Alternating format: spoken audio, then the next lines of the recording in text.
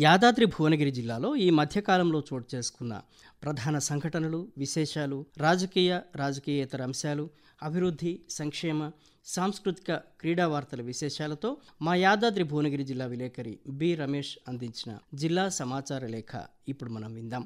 2024-25 ఆర్థిక సంవత్సరానికి జిల్లా వార్షిక రుణ ప్రణాళిక లక్ష్యం 5,279.34 కోట్ల రూపాయలుగా నిర్దేశించామని, బ్యాంకర్లు తమ లక్ష్యాలను సాధించేలా కృషి చేయాలని కలెక్టర్ హనుమంత్ జండగే సూచించారు. కలెక్టర్ కార్యాలయంలో బ్యాంకర్లతో రుణాల లక్ష్య సాధనపై సమీక్షా సమావేశాన్ని నిర్వహించారు.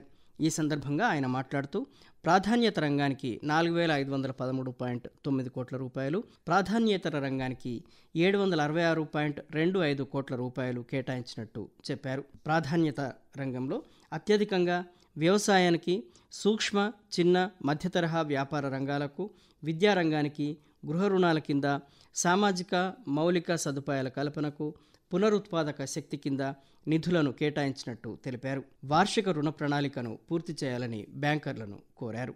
రైతులకు సకాలంలో రుణాలు మంజూరు చేయాలని, PMEGP, PMFM పథకాల కింద లోన్లు ఇవ్వాలని, పాడి రైతులకు, మత్స్యకారులకు కిసాన్ క్రెడిట్ రుణాలు ఇవ్వాలని సూచించారు. మహిళా స్వయం సహాయక సంఘాలకు, SC, ST, BC మైనార్టీలకు ఆర్థిక సహకారాన్ని అందించాలని పేర్కొన్నారు. జిల్లాలోని భువనగిరి రూరల్ మండలంలోని అనంతారం ప్రభుత్వ పాఠశాలను జిల్లా కలెక్టర్ హనుమంత్ జండగే సందర్శించారు. తరగతి గదుల్లోకి వెళ్లి విద్యార్థులతో ముచ్చటించారు. విద్యాబోధనపై విద్యార్థులతో ఆరా తీశారు. ప్రభుత్వ పాఠశాలల్లోనే అనుభవజ్ఞులైన ఉపాధ్యాయులు ఉన్నారని, మెరుగైన విద్య అందుతుందని కలెక్టర్ వారికి సూచించారు.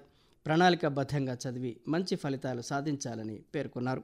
ఉపాధ్యాయులతో మాట్లాడుతూ నాణ్యమైన విద్యను అందించాలని, చదువులో వెనుకబడ్డ విద్యార్థుల పట్ల ప్రత్యేక శ్రద్ధ చూపాలని కోరారు.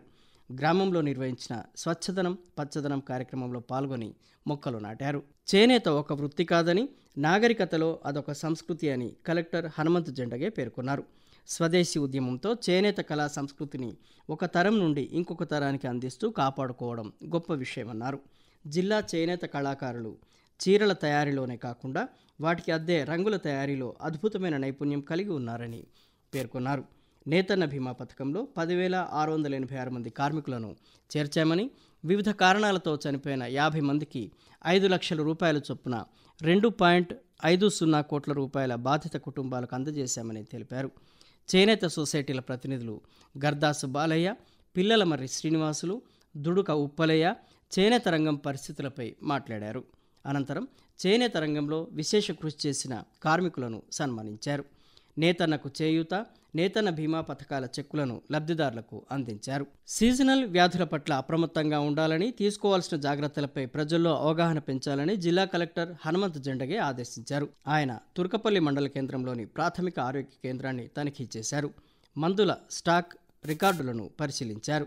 ఇంటింటి జ్వర సర్వే చేపట్టాలని ఆదేశించారు. పరిస్థితి తీవ్రతను బట్టి అవసరమైతే మెడికల్ క్యాంపులను కూడా ఏర్పాటు చేయాలని, సీజనల్ వ్యాధులకు సంబంధించిన మందులను అందుబాటులో ఉంచాలని సూచించారు. అమ్మ ఆదర్శ పాఠశాలల్లో మరమ్మతు పనులు త్వరితగతిన పూర్తి చేయాలని జిల్లా పరిషత్ CEO శోభారాణి అన్నారు. జిల్లాలోని భూధాన్ పోచంపల్లి మండలంలో జలాల్పురంలో కస్తూర్బా గాంధీ బాలికల విద్యాలయాన్ని ఆమె సందర్శించారు. మరమ్మతు పనులను పరిశీలించారు. డైనింగ్ హాల్, మూత్రశాలలు, పారిశుద్ధ్య చర్యలు పరిశీలించారు. అనంతరం వన మహోత్సవంలో భాగంగా పాఠశాల ఆవరణలో మొక్కలు నాటారు. జిల్లాలోని ఆలేరు పట్టణ కేంద్రంలో స్థానిక ITI కళాశాలను కలెక్టర్ హనుమంత్ జండగే సందర్శించారు. ఈ సందర్భంగా ITI శిక్షణ సంస్థలో COPA, draftsman civil, electrician, electronics, fitter, diesel mechanic, motor mechanic, turner, welder ట్రేడ్లలో శిక్షణ కార్యక్రమాలను పరిశీలించారు. ట్రైనీలకు ప్రభుత్వ, ప్రైవేటు రంగాల్లో ఉపాధి అవకాశాల గురించి ప్రిన్సిపాల్ హరికృష్ణ కలెక్టర్కు వివరించారు. అనంతరం అడ్వాన్స్ టెక్నాలజీ సెంటర్ భావన పనులను పరిశీలించారు. అక్టోబర్లోగా నిర్మాణ పనులు పూర్తి చేసి అప్పగించాలని ప్రిన్సిపాల్కు సూచించారు.